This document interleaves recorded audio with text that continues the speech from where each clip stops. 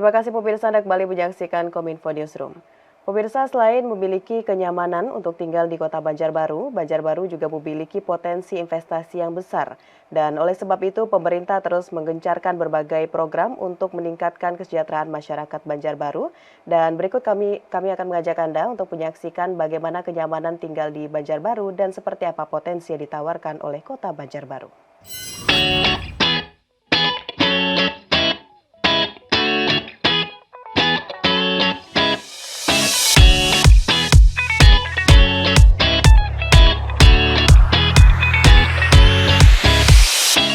Kota Banjarbaru sejak tahun 2022 resmi menjadi ibu kota Provinsi Kalimantan Selatan. Saat ini, Kota Banjarbaru sedang gencar meningkatkan potensi sektor UMKM melalui berbagai program, seperti program RT Mandiri, bantuan urban farming, dan insentif untuk mengembangkan ekonomi kreatif dan ekonomi yang berbasis UMK.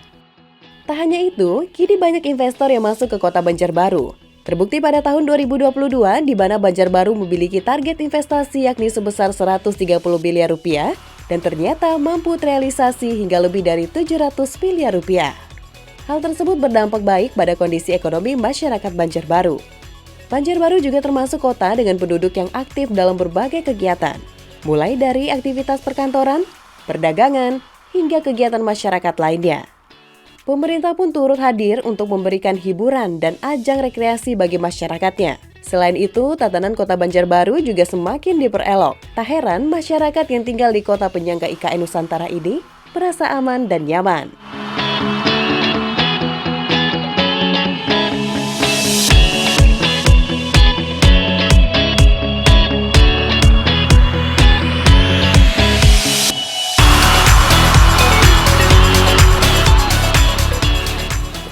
Hai pemirsa, apa kabar Bubuan Pian Barataan hari ini? Nah pemirsa, hari ini saya Ririn Endah sedang berada di kota Banjarbaru, kota yang dikenal dengan julukan kota idaman, indah, damai, dan nyaman.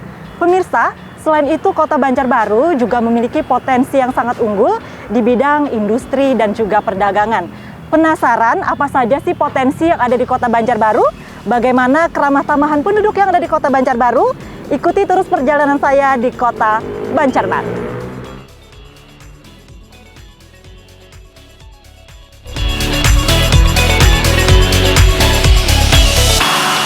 Perjalanan pertama saya kali ini akan mengajak Anda untuk melihat bagaimana proses pembuatan kain sasirangan yang merupakan salah satu oleh-oleh khas Kalimantan Selatan.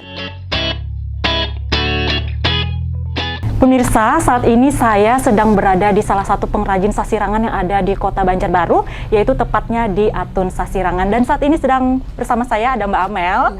Ya, mungkin boleh dijelaskan Mbak, udah penasaran banget nih gimana sih proses pembuatan sasirangan itu? Iya, oke. Jadi kalau dalam proses pembuatan sasirangan itu sendiri Mbak, kita pertama stepnya itu adalah memola. Seperti yang dilakukan Mbaknya ya. Betul. Ini kita pertama sebenarnya kita bikin pola di kertas pola seperti ini. Tapi mungkin nanti saya boleh coba ya Mbak ya? Boleh. Nah nanti kalau udah kita bikin pola, kita lukis ke kainnya. Oh ini tahapan awal pertama. Betul. Mungkin setelah dilukis kita masuk ke step yang kedua yaitu menjelujur. Iya, menjahit satu persatu.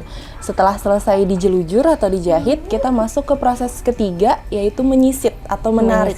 Iya. Pembuatan kain sasirangan ini memerlukan beberapa tahapan, mulai dari pembuatan pola. Setiap proses pembuatan pola memerlukan durasi yang berbeda, seperti pola minimalis. Setiap harinya, Atun Sasirangan ini bisa menyelesaikan 5 lembar pola. Sedangkan untuk menjadi satu helai kain sasirangan memerlukan 7 hingga 10 hari. Setelah pola selesai, dilanjutkan dengan proses menjelujur. Tahapan inilah yang memerlukan waktu yang cukup lama. Selanjutnya adalah proses menyisit atau menarik. Nah pemirsa, lokasi pencelupan dan pewarnaan kain sasirangan ini berada tidak jauh dari butik, tempat pembuatan pola hingga menyisit. Dikarenakan proses pencelupan dan pewarnaan memerlukan tempat dengan cukup air dan tempat untuk mengeringkan kain.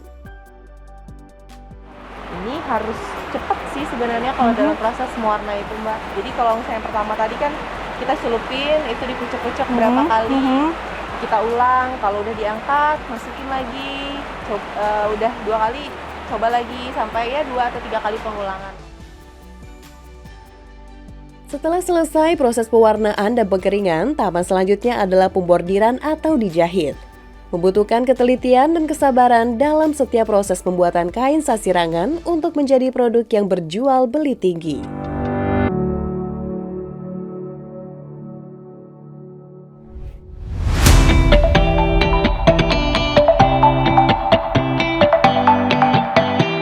Di kota Banjarbaru yang tidak kalah terkenalnya adalah UMKM yang bergerak di bidang kopi.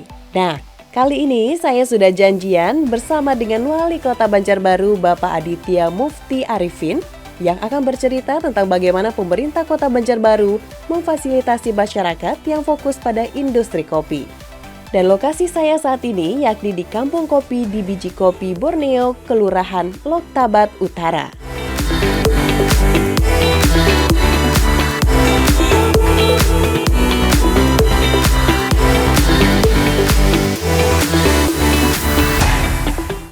Ngomong-ngomong nih, sebelumnya Bapak mau pesan kopi apa nih, Pak?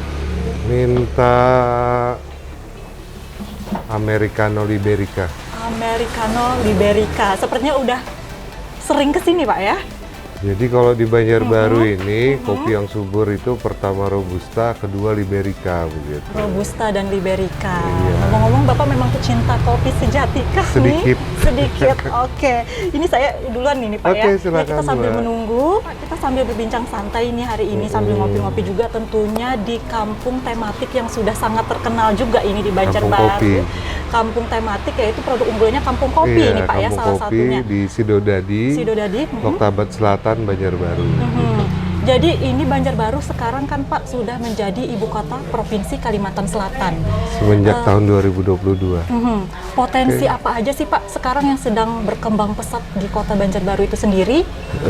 Potensi yang berkembang di Banjarbaru sangat banyak begitu, dan kami di pemerintah daerah, pemerintah kota, kita sedang menggalakkan UMKM begitu. UMKM. Baik melalui banyak program, ada RT Mandiri, terus juga ada bantuan-bantuan urban farming, terus juga ada insentif dan lain-lain untuk mengembangkan ekonomi kreatif dan ekonomi yang berbasis UMK di Kota Banjarbaru. Di kota Banjarbaru itu sendiri. Ya. Berarti otomatis ini sekarang di Banjarbaru lagi banyak sekali investor-investor yang masuk dong Pak ya Sangat untuk banyak. berinvestasi di kota Iya, sangat Banjarbaru. banyak. Jadi kemarin tahun 2022 kita memiliki target untuk investasi ada di angka 130 miliar begitu. 130 miliar. Tapi alhamdulillah realisasi pada tahun 2022, nah ini ada di angka 700 sekian miliar. 700 Jadi jauh sekian dari miliar. target yang kita target begitu. Oke, Silakan terima Bapak. kasih.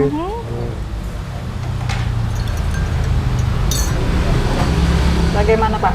Langsung sedap. diambil dari kebun Pak ya? Iya, langsung Fresh dari from sini the open, fresh, iya gitu. betul sekali. Memang kopi favorit Pak ya tentunya? Iya, kalau sini saya selalu minum ini. begitu. Oke Bapak, mari kita seruput lagi Pak.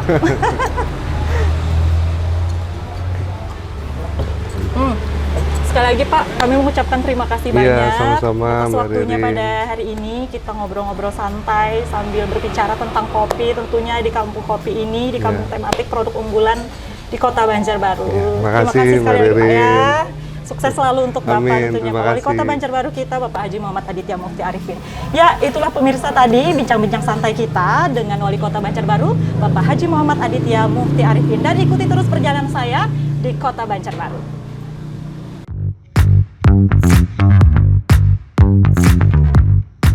Di hari kedua ini pemirsa, saya akan mengajak Anda untuk melihat seperti apa rutinitas masyarakat Kota Banjarbaru yang memanfaatkan lahan mereka untuk menanam berbagai jenis buah dan sayuran. Salah satunya di Kampung Sayur Laura, yang merupakan singkatan dari Landasan Ulin Utara. Kebetulan lahan ini milik Pak Siswanto yang merupakan masih saudara jauh dengan saya. Wah, saya jadi tidak sabar mengikuti kegiatan Pak Siswanto yang sedang berkebun. Pak Siswanto, Iya Rin, Bapak lagi ngapain nih Pak? lagi mutek sawi daging. Waduh, lagi panen ya ini Pak? Iya, panen raya. Oke pemirsa, sekarang saya sedang berada di Kampung Sayur yang ada di Kelurahan Landasan Ulin Utara, Kota Banjarbaru. Kali ini saya bersama Pak Siswanto. Oke. Pak, boleh diceritakan nggak Pak? Atau diajarin aja nih Pak, saya sekalian Pak. Ke sini Nah ini. Oh gini. Oke, boleh kita coba Pak ya. Yang mana nih Pak yang udah siap? Ya. Ini semua sudah siap ini, sudah siap. Semua? Ya. Oke. Betul Pak. Nggih ya, potong. Nah, terus Iya, berhasil. dibuangi yang jelek-jelek ini dibuang. Ini kalau begini udah siap untuk dipasarkan Ya, Pak, siap. untuk dijual. Tinggal ngiket, nanti dijual langsung Biasanya ke pasar. panennya berapa kali sih Pak dalam setahun? Dalam setahun bisa sampai Pak, yang mana lagi nih Pak? 8 kali, 9 kali. Hasil panen yang ada di Kampung Sayur Laura ini mampu memenuhi kebutuhan sayuran di Kota Banjarbaru. Tidak hanya itu, hasil perkebunan di Kampung Laura juga dikirim ke kabupaten kota lain hingga ke provinsi lain di Pulau Kalimantan.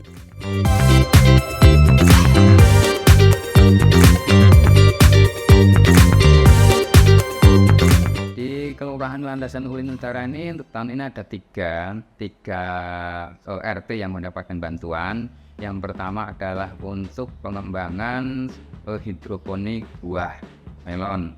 Kemudian yang kedua ada untuk budidaya unggas. Dalam ini di Landasan Ulin Utara ada budidaya burung perkutut. Dan satu lagi itu RT Mandiri yang di Pinangki Jaya itu adalah peningkatan produk rumah tangga. Dan alhamdulillah semuanya bisa berjalan dengan baik. Untuk produksi rumah tangga tadi sudah bisa berproduksi dan bisa dipasarkan. Kemudian untuk burung perkutut itu sudah mulai panen dengan diternak kepada kelompok-kelompok. Kemudian yang hidroponik juga panen buah melon. Satu hal yang selalu menjadi tujuan wisatawan datang ke Kota Banjarbaru adalah menikmati aneka kuliner yang menggugah selera. Warung Bawah Asam ini contohnya, yang merupakan warung makan yang menjual berbagai makanan khas dari Kota Banjarbaru. Anda bisa puas memilih jenis makanan dengan berbagai cita rasa, mulai dari cemilan manis, asin, pedas, hingga berbagai makanan berat. Menariknya, di warung Bawah Asam ini, pemilik warung menerapkan konsep kejujuran. Jadi, pelanggan dipersilakan memakan makanan pilihan mereka, dan kemudian jika telah selesai, pelanggan akan menyebutkan kepada pemilik warung apa yang telah dimakannya. Tak tanggung-tanggung, saking populernya di Kota Banjarbaru, warung Bawah Asam ini tidak hanya diburu oleh masyarakat dan wisatawan, namun sering mendapatkan orderan dengan jumlah besar untuk berbagai kegiatan pemerintahan.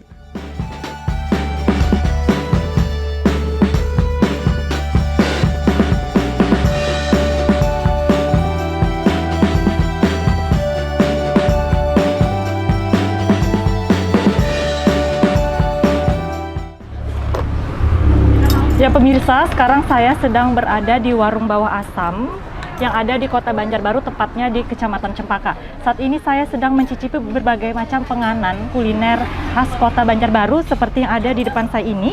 Ada nasi kebuli, ada lumpur singkong dan juga bobongko. Jadi yang pertama akan saya cicipi ini adalah nasi kebuli khas Kota Banjarbaru itu sendiri. Kita coba terlebih dahulu ya bagaimana rasanya.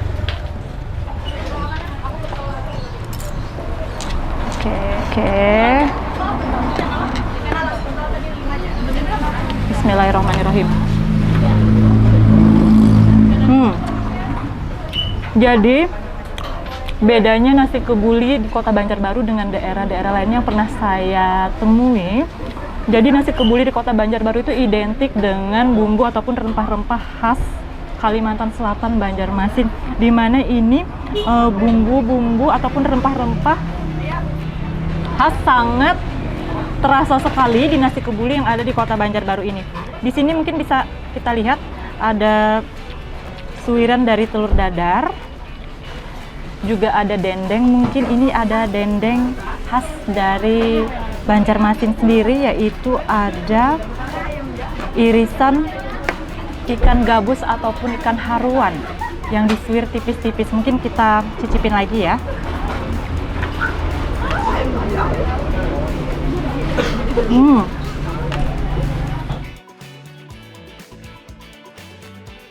Tidak lengkap rasanya jika datang ke Kota Banjarbaru jika tidak membeli oleh-oleh khas Kota Banjarbaru. Di Dekra Nasda Creative Hub Mesl ini, Anda dapat memilih berbagai jenis oleh-oleh, mulai dari kerajinan tangan, aksesoris, baju, tas, hingga kain sasirangan. Tak hanya itu, di sini juga tersedia berbagai kuliner basah, kering, hingga jenis obat-obatan herbal yang tentunya aman untuk dikonsumsi.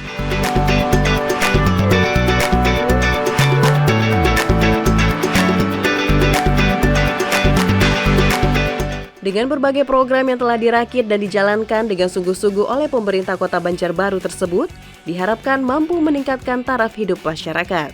Tentunya peran serta dari berbagai kalangan masyarakat juga menjadi faktor pendukung untuk menjadikan Kota Banjarbaru tumbuh sebagai pusat pemerintahan yang aman, nyaman, dan terus berkembang yang saat ini menjadi kawasan pertumbuhan baru.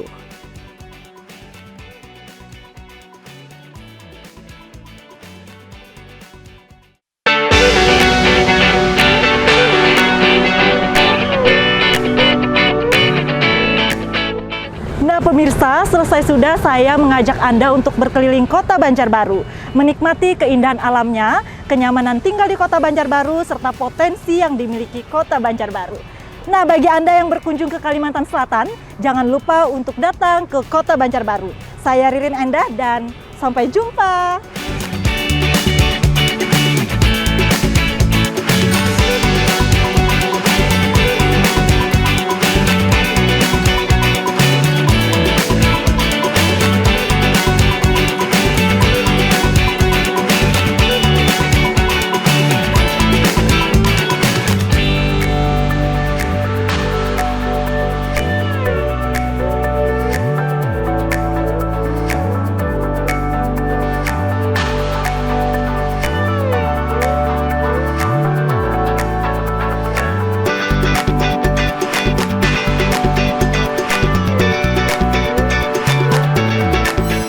Pemirsa, itulah ragam informasi yang telah kami rangkum untuk Anda. Dapatkan update berita pilihan setiap harinya di kanal Kominfo Newsroom atau melalui sosial media GPR TV.